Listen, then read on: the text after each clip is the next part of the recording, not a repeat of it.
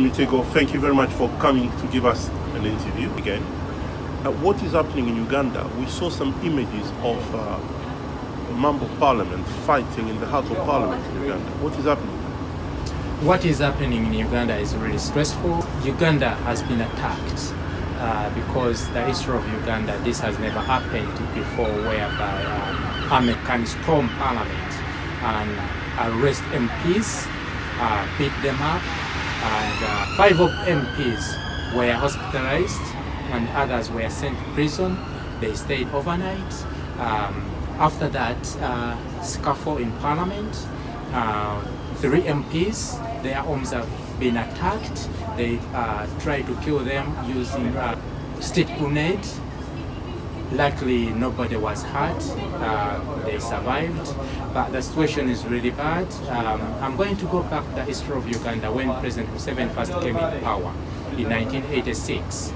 In his own words, his first statement, he said, the problem of Africa in general, and Uganda in particular, is not people, but leaders who want to overstay in power. Now, Museveni has been in power for 31 years. When he came to power, Margaret Thatcher was the Prime Minister of UK, left. John Major came, John Major left. Tony Blair came, Tony Blair left. Gordon Brown came, Gordon Brown left. David Cameron came, David Cameron left. Now we have Theresa May. Okay. Should we go back again? Those are 6 prime ministers when we have 1 president in Uganda. In America, when President Museveni came to power, Reagan was the president of America. Ever since 6 presidents of America left, 1 man is still ruling Uganda. Okay. When you look at our neighboring countries, Kenya, they had 3 presidents left when Museveni is in power. Tanzania, neighboring country, 4 presidents left, 1 man is ruling Uganda. Okay, now we understand the political background in Uganda. What's the immediate cause of this particular crisis in Uganda with people fighting in the House of Parliament? Power greed. Museveni, we want to cling on power. That's why, because the cause is he want to lift age limit, and opposition MPs, even his own party MPs, member of parliament, they refuse to lift the age limit. Priests, bishops, Ugandans majority, they don't want the limits to be lifted, because that is what they are left with, to see that they can get rid of Museveni. Are you saying that despite all the fighting in the House of Parliament, the law has been changed? Not yet, but they are fighting to protect Uganda constitution. Okay. Because, like I said, Museveni is, through his henchmen, is trying to change the Uganda constitution. If you can remember very well, in 2005, the same man, President Museveni, he bribed his MPs. He paid them 5 million shillings, Uganda shillings, to change the constitution to scrap term limits, which they did. 5 million is equivalent to £1,500 then, and he bribed them with that, and they had to get rid of term limits, because he was not supposed to come back to stand again if term limits were there. Now, because of his age, he's trying to change age limits, because Uganda constitution is saying someone will not be the president of Uganda when he's over 75 years of age. Now, how old is he now, if I may ask? Now he's claiming to be 73. Okay. But everybody he went with to university, they are 85, 86, 87, but he himself is claiming to be 73. Okay. Now, what do you think will happen now? The law is still being changed. They haven't been successful yet. Well, the bill was passed.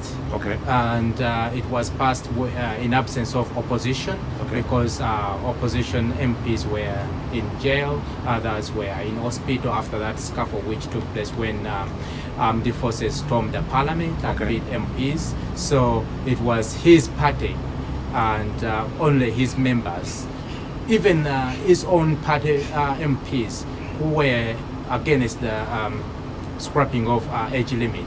They were not in parliament. So it's only his own MPs who support the lifting of age limit because of the money. Well, he promised them to 20 millions. Okay. Now, what is the opposition planning to try to stop that from happening, to stop that law from passing?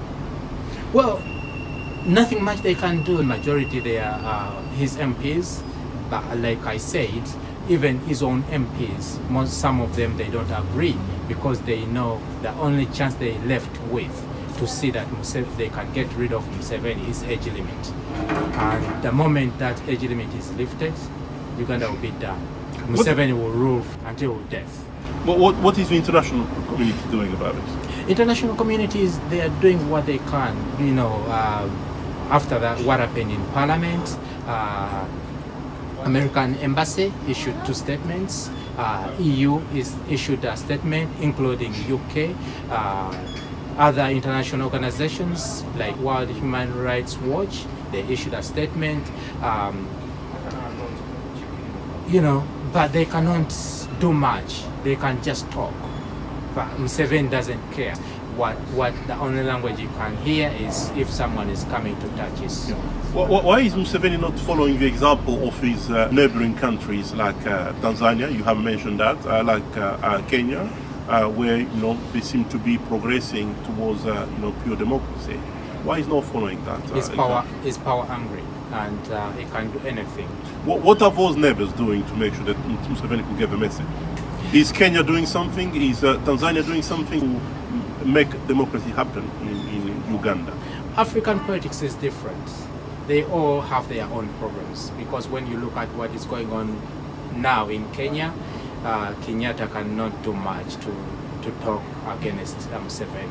When you look at what is going on now in Tanzania, I know very well Uganda and Tanzania, they are not talking. When you look at what is going on in Rwanda, whereby opposition are being arrested and put in prison because they are trying to contest Paul Kagame, that young lady who came out to contest for presidential in last concluded elections in Rwanda, now is in prison. So anybody who can threaten their powers is in danger. So are we saying that there is no chance for Museveni to leave power? He will be dying in power. Until Ugandans they say enough is enough, and that is going to be use of force. Well, Museveni himself clearly said that he came to power by force, and ballot paper will not take him out. So until Ugandans say now enough is enough, let us try to find the best language. I think that will be the time when Museveni can say, I'm going. All right, thank you very much. Thank you for giving us the interview. Thank you. You're welcome. Thanks so much.